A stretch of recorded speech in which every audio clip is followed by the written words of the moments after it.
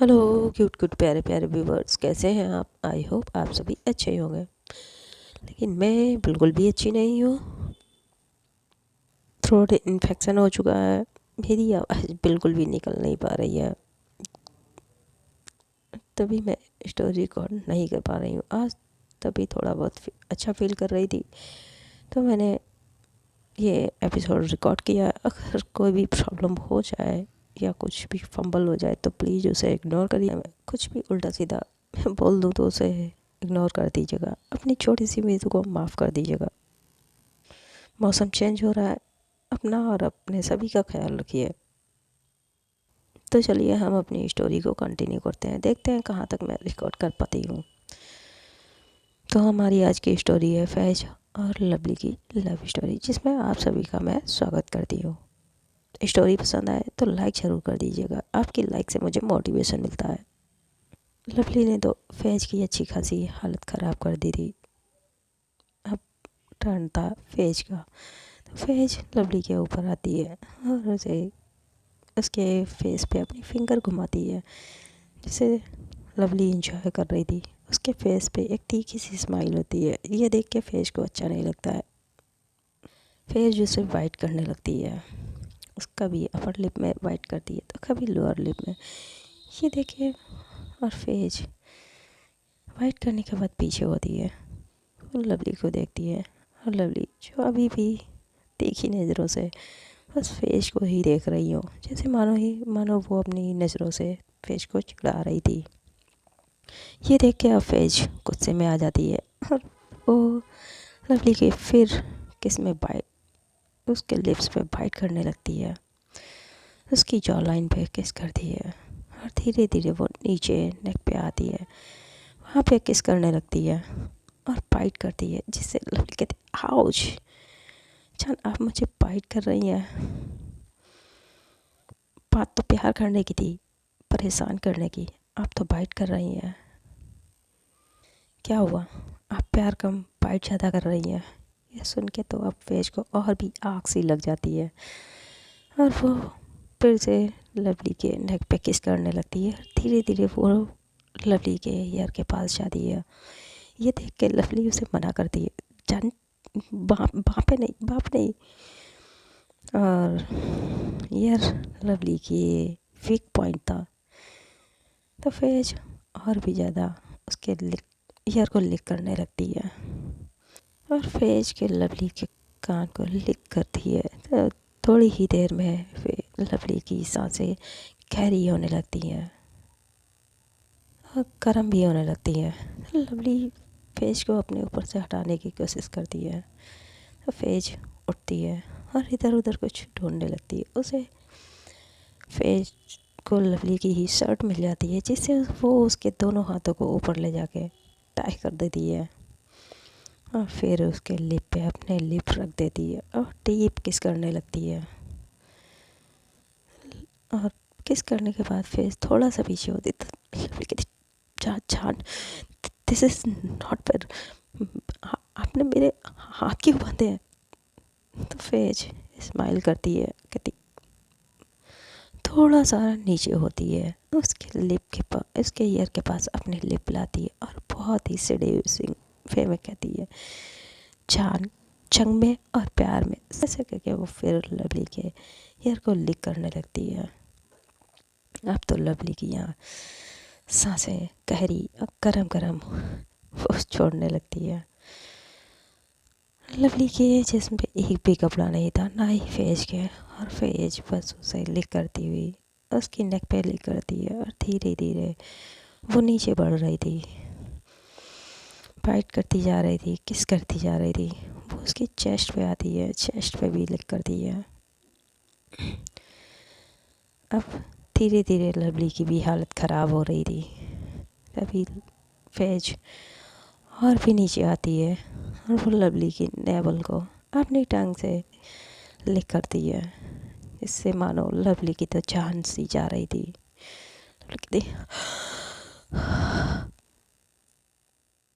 Lovely का तो गला ही सूख जाता है।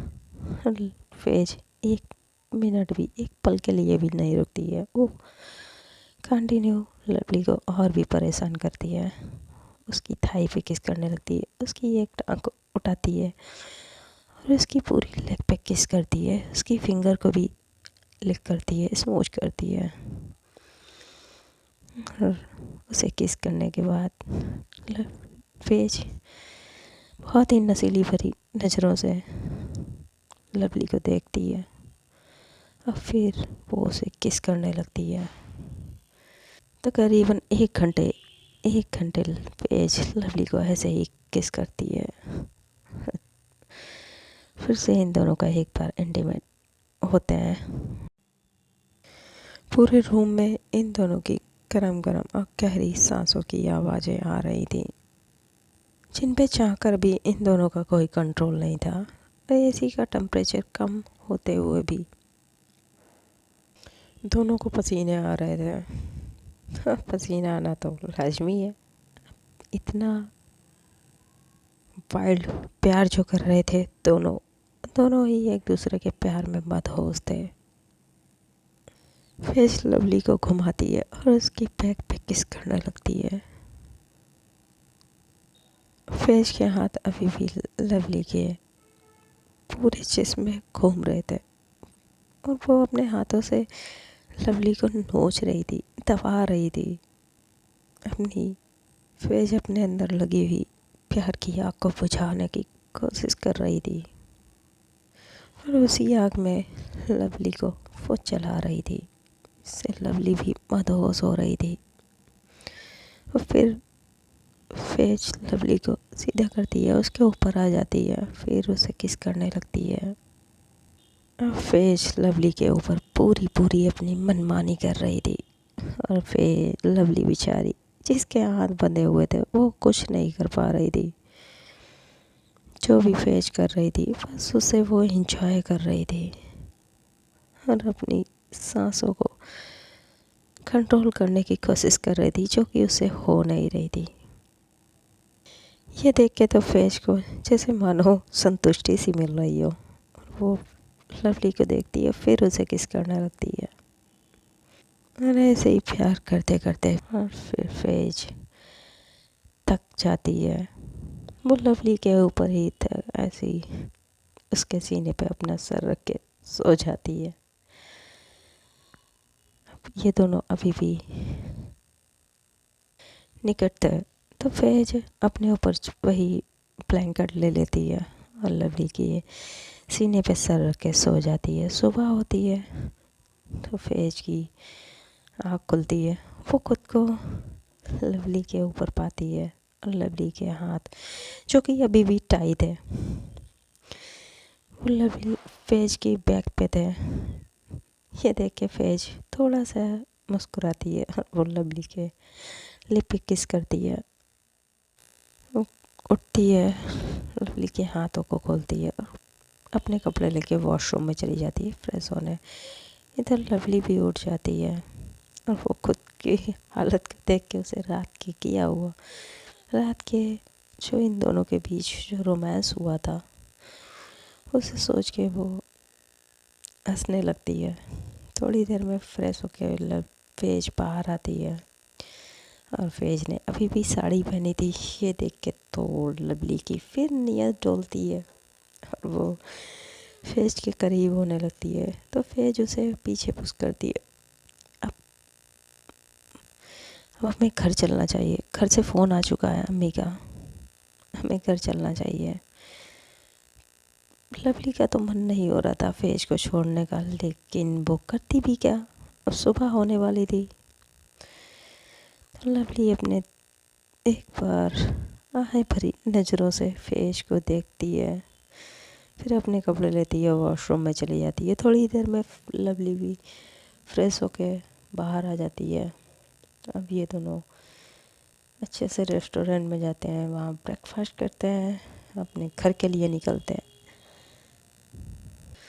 लवली गाड़ी का डोर ओपन करती है, उसे फेज को गाड़ी में बैठाती है, खुद आकर ड्राइव करने लगती है। लवली ड्राइव कर रही थी और बार बार वो फेज को देख रही थी। फेज ने साड़ी जो पहनी थी उसमें फेज बहुत सुंदर लग रही थी।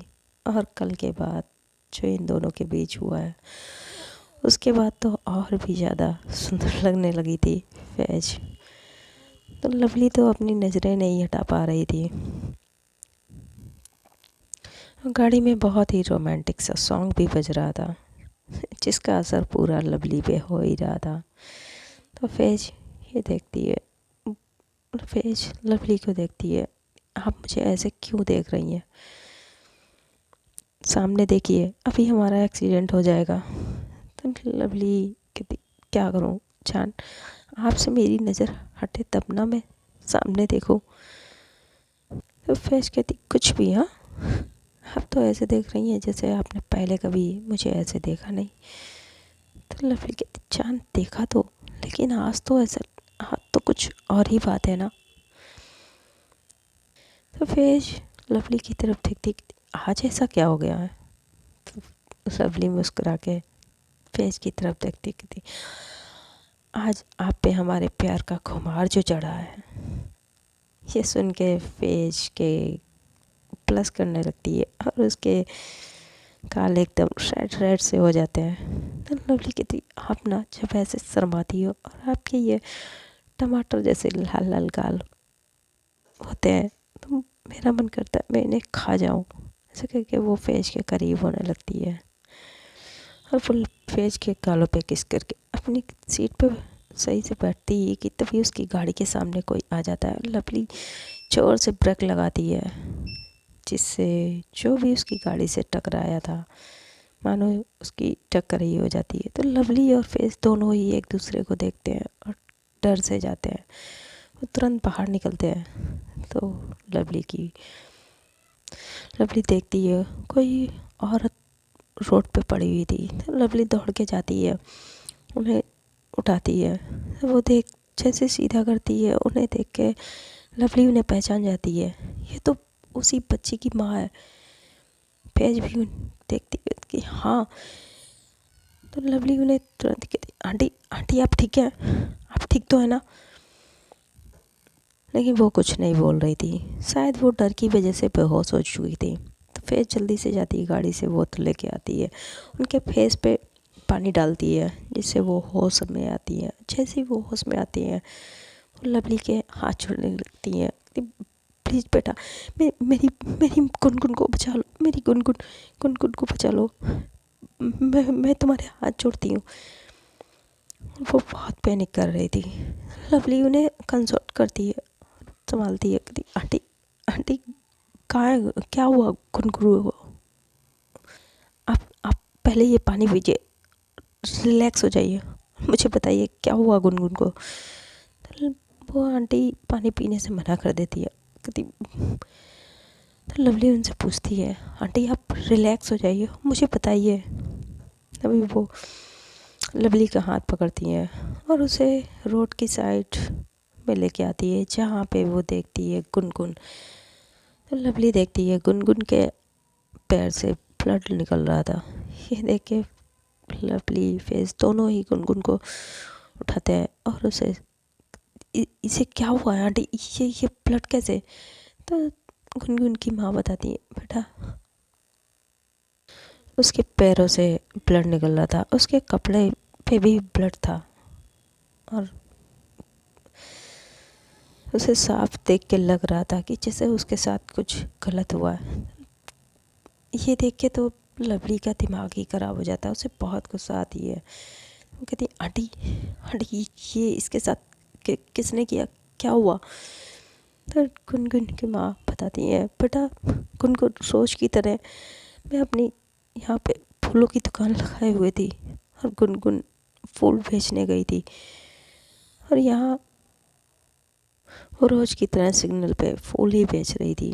तभी एक गाड़ी वाले, एक गाड़ी में 4-5 लोग थे और गुनगुन उन्हें फ्लावर दे रही थी। तो उनने गुनगुन से फ्लावर तो ले लिए थे, लेकिन उसे पैसे नहीं दे रहे थे। तो गुनगुन ने जब बहुत कहा तो उन्होंने सीधे गुनगुन का हाथ ही पकड़ लिया और उसे गुनगुन को पकड़ने लगे। तभी गुनगुन ने उसके हाथ पे काट लिया और बाहर निकल आई। तभी उसमें से एक लड़का बोला, तुझे पैसे चाहिए ना, मैं तेरे सारे फ्लावर खरीद लूँगा और तुझे बहुत से पैसे दूँगा। ये सुन के गुनगुन तो उसकी बात को सच मान गई और उसने गुनगुन को बहुत से पैसे भी दिए।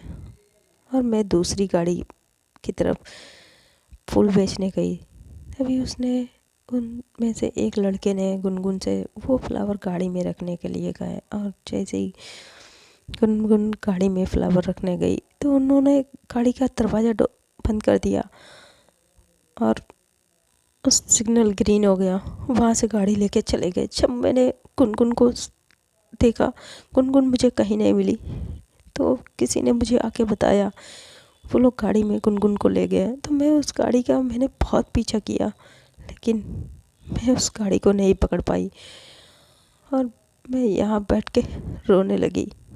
तभी वहाँ को थोड़ी ही देर बाद वो गाड़ी फिर वापस आई और गुनगुन को ऐसी हालत में यहाँ छोड़ गई। ये सुन के तो लवली को बहुत गुस्सा आता है और वो गुनगुन को देखती है जो कि अभी भी बेहोश हालत में थी। वो कुछ बोल ही नहीं पा रही थी और उसके जिस्म पे जगह जगह पे खरोचने के निशान थे। बहुत ही चोट लगी हुई थी उसके पूरे शरीर पे। ये देख के लवली टाइम ना बर्बाद करते हुए सीधे उसे अपनी गाड़ी में ले जाती है, पास ही के हॉस्पिटल में लेके चली जाती है। और वो सीधे फैज़ की माँ जिस हॉस्पिटल में थी वहीं लेके चली जाती है। इधर फैज़ भी अपनी माँ को इन्फॉर्म कर देती है। तो उसकी माँ पहले से सारी तैयारी कर रखी थी। लवली उस लड़की को गुनगुन को ले जाती है, सीधे इमरजेंसी वार्ड में लेके चली जाती है। इधर गुनगुन की माँ जो अभी भी बहुत रो रही थी, तो उन्हें फैज़ संभाल रही थी। और इधर लवली वो डॉक्टर से बात करती है। डॉक्टर उस बच्ची की हालत देख के कहते आई एम सॉरी, मैं ये पेशेंट का ट्रीटमेंट नहीं कर सकता जब तक पुलिस नहीं आ जाती। लवली उस डॉक्टर को गुस्से से देखती, प्लीज़ डॉक्टर साहब, इस बच्ची की हालत ख़राब होती जा रही है और आप हैं कि पुलिस का वेट कर रहे हैं आपको। तो डॉक्टर लवली को देखते कहते प्लीज़ मैम, हमारे हॉस्पिटल के कुछ रूल्स हैं जिन्हें हमें फॉलो करना ही होगा। मैं उन रूल्स रेगुलेशन को नहीं तोड़ सकता, प्लीज़ ट्राई टू अंडरस्टैंड। और ये पुलिस केस है, मैं इसका एज ए ट्रीटमेंट नहीं कर सकता। पहले पुलिस को इन्फॉर्म करना होगा। तो लवली गुस्से से डॉक्टर के तरफ देखती है और गुस्से से अपने हाथ की मुट्ठी बांधती है और वहीं दीवार पे मारती, कहती ओके फाइन। और वो अपना फ़ोन निकालती है, सीधे अपने अंकल को कॉल करती है, यानी कि प्रिया के डैड को। और इधर फैज़ की माँ वो भी अपने हस्बैंड यानी कि फैज़ के अब्बू को भी बुला लेती हैं। थोड़ी ही देर में वहाँ पे पुलिस आ जाती है। तो लवली कहती डॉक्टर प्लीज़ अब तो आप इसका ट्रीटमेंट चालू करिए, वरना मैं आपको भी नहीं छोड़ूंगी। आपके मैं खिलाफ FIR करूँगी, आपके इस हॉस्पिटल को भी बंद करवा दूँगी। लवली को इतना गुस्से में देख कर डॉक्टर भी डर जाता है। वो जल्दी से गुनगुन को इमरजेंसी वार्ड में ले जाता है और उसका ऑपरेशन चालू कर देता है। तकरीबन 2 घंटे तक इमरजेंसी, करीबन 2-3 घंटे तक ऐसे ही उस बच्ची का ट्रीटमेंट चलता है। इधर गुनगुन की माँ की रो रो के हालत बहुत ख़राब हो चुकी थी और गुनगुन का उसकी माँ के सिवा और कोई था भी नहीं। आंटी आप शांत रहिए, aunty please relax, control your self, relax, calm down. Aunty मैं उन परिंदों को छोड़ूंगी नहीं। नहीं, आप उनमें से किसी को पहचानती हैं? आपने उनका चेहरा देखा? तो गुनगुन की माँ लवली को देखती कहती बेटा ये सब इतनी जल्दी हो गया कि मैं उन्हें नहीं देख पाई और मैं दूसरी साइड थी। वो कब मेरी बच्ची को उठा ले गए मुझे पता ही नहीं। और जब छोड़ने है तभी मैं उसका फेस नहीं देख पाई, बस उसकी बैग देखी थी और उसके हाथ में जो घड़ी थी वो मैं देख पाई थी, और कुछ नहीं। मुझे कुछ नहीं याद है। तो लवली कहती, आंटी कुछ कुछ तो याद करने की कोशिश करिए, कुछ कुछ ऐसा जिससे हम उन तक पहुंच सके, वो कौन थे पता लगा पाऊँ मैं। तो गुनगुन की माँ बहुत याद करने की कोशिश करती है, लेकिन उन्हें कुछ नहीं याद आता है। वो अभी भी कंटिन्यू रो रही थी। तभी वहाँ पे लवली के फेज के अब्बू भी पहुँच जाते हैं। वो फेज उन्हें सारी बात बताती है। ये सुन के फैज़ के अब्बू सीधे लवली के पास आते हैं और उसे एक साइड लेके जाते, कहते, बेटा ये ये ये गैंग रेप है और इसकी हमें पहले पहले एफआईआर करनी होगी। जब तक एफआईआर नहीं होगी तब तक हम कुछ नहीं कर सकते। तो लवली गुनगुन की माँ की तरफ देखती है, कहती, अंकल लेकिन आंटी की अभी ऐसी हालत नहीं है वो वो एफआईआर करवा पाए। आप खुद देखिए ना उनकी हालत कैसी हो चुकी है रो रो के। तो फैज़ के अब्बू कहते, बेटा मैं जानता हूँ, लेकिन मैं क्या करूँ, कानून के भी हाथ बंधे हुए हैं। जब तक ये एफआईआर नहीं करेंगी मेरे भी हाथ बंधे, मैं कुछ नहीं कर सकता। तो लवली उनकी तरफ देखती है और कहती, ठीक है अंकल, मैं कुछ करती हूँ। तो फैज़ के अब्बू भी लवली के शोल्डर पे हाथ रखते हैं और वहाँ से चले जाते हैं। थोड़ी ही देर में वहाँ पे डीआईजी भी आ जाते हैं और थोड़ी ही देर में वहाँ पे प्रेस मीडिया, पूरी सारी मीडिया आ जाती है, जो कि हॉस्पिटल को चारों तरफ से घेर लेती है। ये देख के तो लवली गुनगुन की माँ और भी डर जाती है। 3 घंटे बाद इमरजेंसी रूम का डोर ओपन होता है। डॉक्टर बाहर आके कहते हैं, अब बच्ची खतरे से बाहर है, लेकिन अभी भी वो बेहोश है। आप उसे कुछ उसके होश में आने के बाद ही मिल पाएंगे आप सब लोग। ये सुन के गुनगुन की माँ अब थोड़ा रिलैक्स हो जाती है। और लवली बाहर से वो उसे देख रही थी। वो जो होते नहीं है, कुछ होता है जिससे बाहर से पेशेंट को देख सकते हैं, वो उसे देख रही थी। और लवली को बहुत गुस्सा आ रहा था गुनगुन की हालत को देख के। और लवली को इतनी गुस्से में देख के फैज भी लवली के पास जाती, कहती, आप अपने गुस्से पर कंट्रोल करो, हमें होश से काम लेना होगा, जोश से नहीं। ये गैंग रेप है, प्लीज़ आप अपने गुस्से पर कंट्रोल करिए। तो लवली फैज की तरफ देखती, कहती, गुस्से पर कंट्रोल करूँ कैसे? इतनी छोटी सी बच्ची के साथ उन उन दरिंदों ने इतना कुछ गलत किया और आप मुझसे कह रही हैं मैं होश से काम लूँ, अपने गुस्से पे कंट्रोल करूँ। मेरा तो मन कर रहा है मैं उन सबको बीच चौराहे पे उन्हें बीच चौराहे पे ले जाके सबके सामने गोली मारूं। तो फैज लवली का हाथ पकड़ती है, कहती, आप ऐसा कुछ नहीं करेंगी, पहले हमें उन्हें सज़ा मिलेगी, ज़रूर मिलेगी, कानून उन्हें सज़ा देगा। पहले हमें उनके खिलाफ़ एफआईआर करनी होगी, उसके लिए हमें आंटी से कहना होगा। तो लवली गुनगुन की माँ की तरफ देखती है, जो अब जिनकी रो रो के हालत बहुत ही ख़राब हो चुकी थी, आंखें सूज सी गई थी, उनका गला सूख सा गया था। तो लवली उनके पास पानी की बोतल लेके जाती है, उन्हें पानी पिलाती है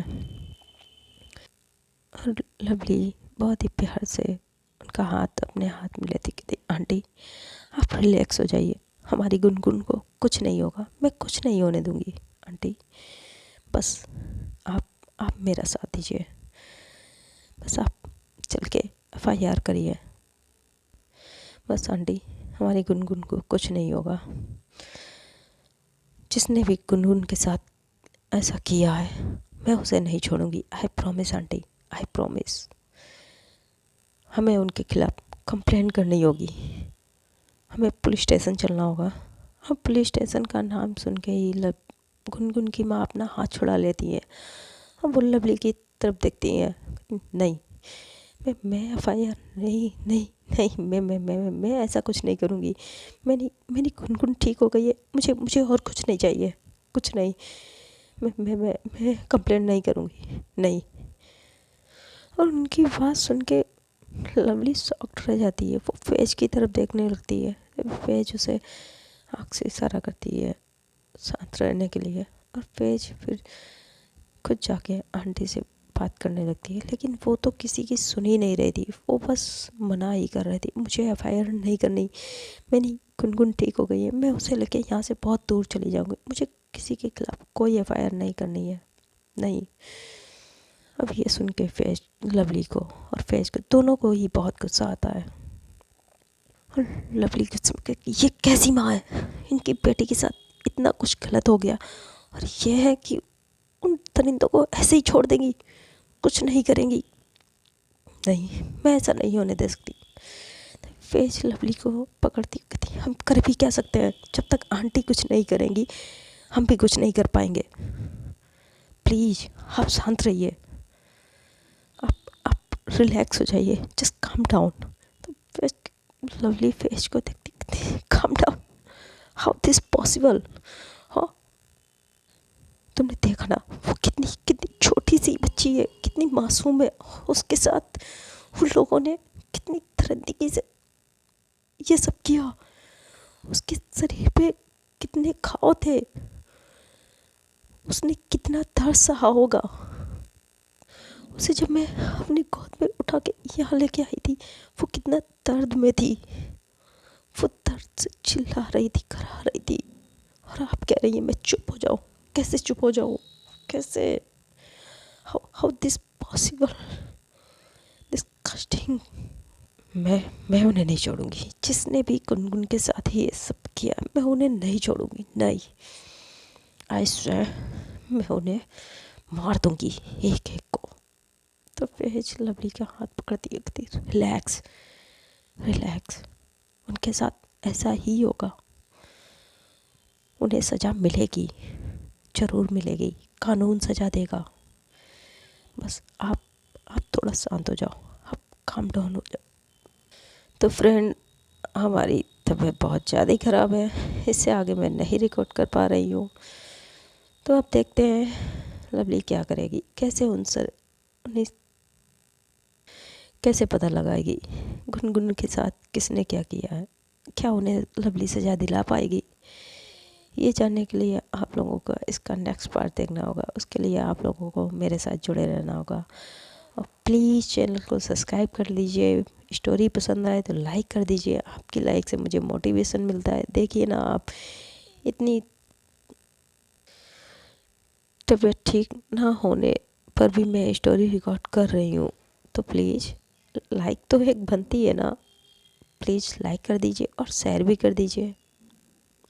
और खुश रहें, खुशियाँ बांटते रहें, और अपने सभी का ख्याल रखें। मौसम चेंज हो रहा है, और खुद को सुरक्षित रखें। तो मिलते हैं नेक्स्ट पार्ट में। Bye, till then, tata, good night friend.